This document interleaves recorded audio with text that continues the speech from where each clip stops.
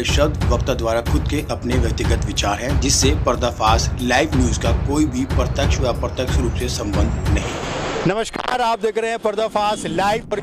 मैं दिल्ली के भीतर में मौजूद हूं और दिल्ली के भीतर में आज मेरे सामने आप जो देख रहे हैं वो दिल्ली के सफाई कर्मचारी हैं। ये वो सफाई कर्मचारी हैं जो वो काम करते हैं जो कोई भी काम करने के लिए जल्दी से तैयार नहीं होता है।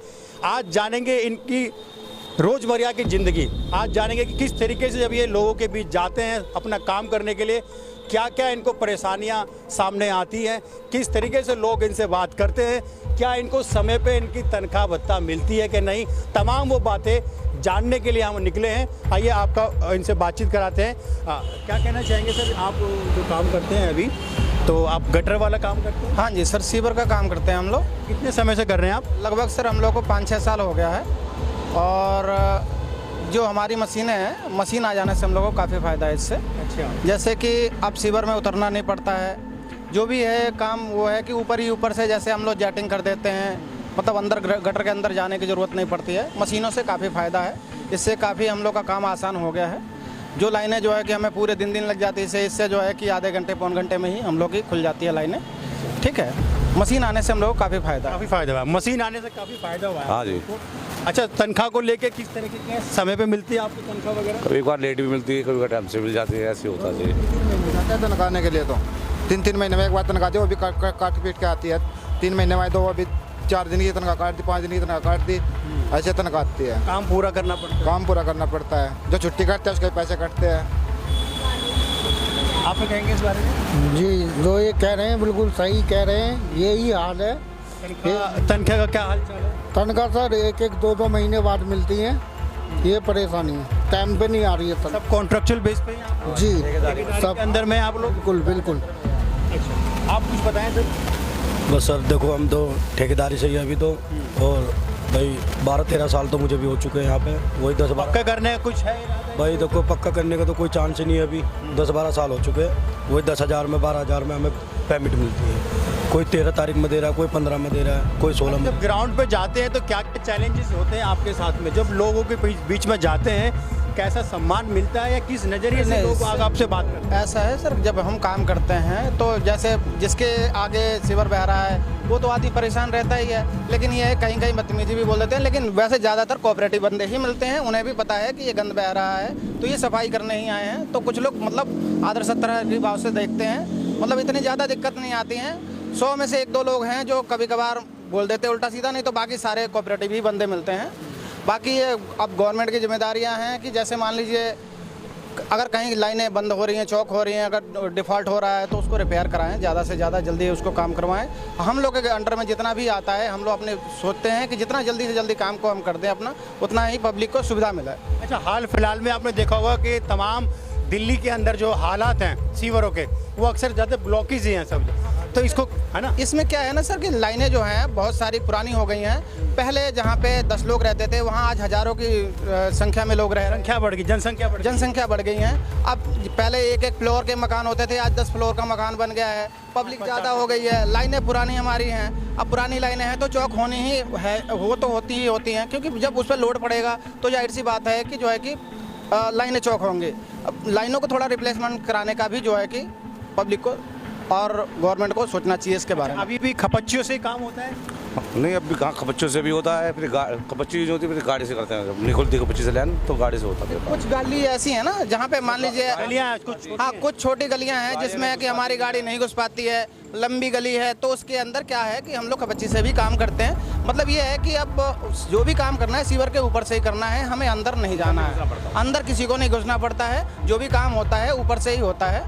काफ़ी सुविधाएं बढ़ गई हैं, लेकिन सुविधाओं को जो है कि ज़मीन पे उतारने के लिए थोड़ी सी। आपसे एक पर्सनली सवाल मैं करना चाहता हूँ। पर्सनली आप लोग तो मजबूरी में कर रहे हैं? नहीं सर, मजबूरी की बात नहीं है। ऐसा है ना सर, जब काम नहीं मिल रहा है तो आदमी जो काम मिल रहा है वही सोचता है कि चलो 2 पैसे। काम नहीं है इसलिए ये काम कर रहे हैं? इसलिए ही, नहीं तो कोई ये थोड़ी है कि गंदगी में काम करना चाहेगा। सब कोई चाहता है कि मैं भी अच्छा काम करूँ। ठीक है, हमारे इस डिपार्टमेंट में बहुत सारे ऐसे लड़के हैं। ये मानते हैं कि बेरोजगारी है इसीलिए? बिल्कुल सर, ग्रेजुएशन तक के लड़के इसमें आगे काम कर रहे हैं सर। ग्रेजुएशन वाले भी लड़के आगे काम कर रहे हैं। ऐसा नहीं है कि अनपढ़ या इलिटरेट पर्सन ही आगे काम कर रहा है, सारे लोग कर रहे हैं। काम नहीं मिल रहा है इसलिए कर रहे हैं सर। आप क्या कहेंगे इस बारे में? जी जी, मुझे 17 साल हो गया, 17 साल हो गए मुझे। 17 साल से यही एक डिपार्टमेंट में काम कर रहा हूँ, इसी में सीवर लाइन में ही। कोई पक्के होने का कोई चांस कोई चांस नहीं है अभी तक। अपनी आने वाली पीढ़ी को, बच्चों को बोलोगे कि ये काम के लिए आप? नहीं जी, नहीं नहीं जी, ये काम नहीं कहेंगे। बच्चों को पढ़ाई लिखाई करवाने के साथ सोचेंगे कि बच्चे पढ़ाई लिखाई करें, आगे तरक्की करें। जो गंदा काम मैं कर रहा हूँ वो ना करें इस जमाने में। 10-12 हज़ार में तो गुजारा नहीं होता। देखो मकान मालिक को भी किराया देना पड़ता है, ठीक है। अपने दिल्ली की महंगाई भी है, और अपने बच्चों को पढ़ाने के लिए भी देखो किराए पे रहते हैं आप, किराए पे रहना पड़ता है, ठीक है। और फिर 12-13 हज़ार में गुजारा नहीं होता भाई। देखो हम भी गरीब आदमी हैं, उसमें कि भाई आने जाने का खर्चा हो जाता है। कुछ मकान मालिक का किराया, भाड़ा, बिजली का बिल, पानी का बिल भी है, ठीक है। फिर घर की जो खाना पीने का खुराकी होता है, फिर बच्चों को पढ़ाया जाता है। और उसमें 12-13 हज़ार में क्या कर सकते हैं? सारी चीज़ें हैं, हारी बीमारी तकलीफ सब कुछ 12-13 हज़ार में तो कुछ नहीं कर सकते हैं भाई। किसी का भाई कहीं जाना भी पड़ता है तो किसी से 1000-2000 रुपये लेके ही जाने पड़ता है। तो 12-13 हज़ार में तो कुछ तो मामूल नहीं है। 12-13 हज़ार रुपये मिलते हैं, आपको लगता है कि उससे घर गृहस्थी आपकी चल रही है? सर उससे चल नहीं पाती है, लेकिन क्या करें सर, मजबूरी है, मजबूरी में करना पड़ता है आदमी को। अब आप लगा लीजिए किसी भी ठेकेदार के पास करने जाएंगे आप काम, सबसे बड़ी है चीज़ ठेकेदारी। ठेकेदारी अगर ना होती तो सर हमें सैलरी जो है कि अच्छी मिलती।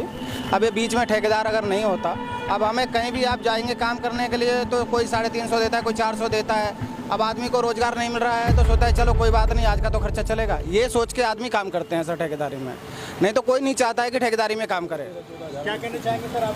सर मैं ये कहना चाहता कितने सालों से काम कर रहे हैं? आगे जी थोड़ा सा आगे सर, जी। सर कितने 17 सालों से काम कर रहे हैं सीवर में? साल हो गए सर हमारे को यहाँ पे। अभी तक हमारे को कोई सुविधा नहीं मिली। कोरोना में इतनी बड़ी बीमारी में हमने काम करा, लेकिन हमारे साथ कुछ नहीं हुआ सर। सरकार ने तो कहा आपको कि आप कोरोना योद्धा हैं उस वक्त। सर कहा जरूर, लेकिन हमारे लिए कुछ करा नहीं, कहने से नहीं होता है। इसके लिए धरातल पे कुछ भी नहीं हुआ। कोरोना काल में हम लोग कोई भी छुट्टी नहीं था, पूरे दिन जो है कि गलियों यहाँ लोग अपने घर में घुसे हुए थे और आप लोग सड़कों पे अपने काम कर। बिल्कुल सर, आप कोरोना काल उठा के देख लीजिए, एक भी दिन जो है कि हमारे दफ्तर पे कोई भी लड़का छुट्टी नहीं था। पूरे दिल्ली जल बोर्ड के लड़के, सीवर के लड़के सारे काम कर रहे थे, सारे मतलब पूरी गलियों में। जिस समय कोरोना में आदमी कोई बाहर नहीं निकलता तो उस टाइम में लोग काम करते थे सर। पूरी ड्यूटी करी है लोगों ने, लेकिन कोई सुविधाएं नहीं मिली सर। कोरोना तनख्वाह का क्या हाल है सर? सर तनख्वाह का तो ऐसे ही है सर, जो भी ठेकेदार आते हैं अपनी मर्जी से देते हैं। समय पे मिलती है? कोई टाइम नहीं होता सर। प्लस ये है कि हर बार झूठे वादे करे जाते हैं कि आपको पक्का करेंगे, आपको ये करेंगे, बाकी कुछ नहीं होता। ईमानदारी से बताइए, अपने बच्चों को लाएंगे? सर नहीं लाएंगे बिल्कुल भी। इस फील्ड से तो बहुत दूर रखेंगे, खास करके दिल्ली जल बोर्ड वालों से, झाड़ू वालों के। नहीं, अपने बच्चों को नहीं डालेंगे सर हम इसके अंदर। क्या कहना चाहेंगे आप बताइए?